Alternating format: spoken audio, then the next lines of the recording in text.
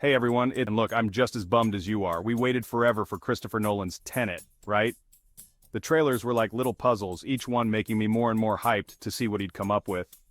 But then, it kind of fizzled. Didn't quite hit like Inception or Interstellar, you know? So today, we're gonna put on our detective hats and try to figure out why Tenet didn't quite become the blockbuster everyone expected. Was it the marketing? The pandemic? Maybe too many people accidentally walked into cat screenings? We're diving deep into the top 5 reasons Tenet didn't meet those sky-high box office expectations. Let's crack this case. Okay, let's be real, 2020 was a bit of a dumpster fire, right? And movie theaters? They felt the heat more than almost anyone. Tenet had the, experience of being one of the first major releases after theaters started reopening. Problem was, a lot of people weren't exactly comfortable piling into a dark room with a bunch of strangers just yet. I mean, I love popcorn, but I don't love it much.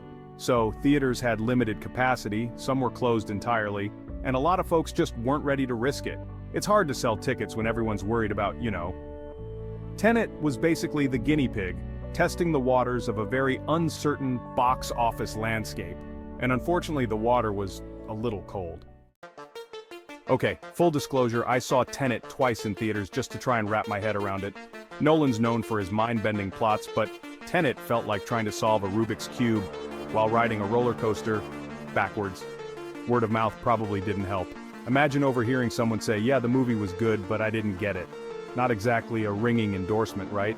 And look, I'm all for a movie that makes you think, but sometimes you just want to turn your brain off and enjoy the ride. Tenet demanded your full attention. And even then, you might walk out feeling like you missed something. Which, let's be honest, you probably did. Don't worry, it happens to the best of us. Chapter 3, The Marketing Maze. Alright, the trailers for Tenet were like those awesome cryptic teaser trailers we used to get. Remember when trailers didn't just spoil the entire movie? Good times. But with Tenet, the mystery might have backfired a bit. It was hard to tell what the movie was actually. Was it time travel, espionage, a really intense game of charades? Plus, the release date kept getting pushed back because of the pandemic, which probably didn't help build hype. It's like waiting for your pizza to arrive. Eventually you just lose your appetite. Don't get me wrong, I'm all for a good puzzle, but sometimes you need a little more to go on, then come back when you've figured out what this movie is about. Chapter 4, The Summer Blockbuster Showdown. Remember when Tenet was supposed to be the big summer blockbuster?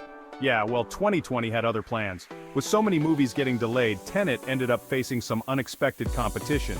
You had family films hitting streaming services, action flicks going straight to VOD, even a few Oscar contenders trying to sneak in.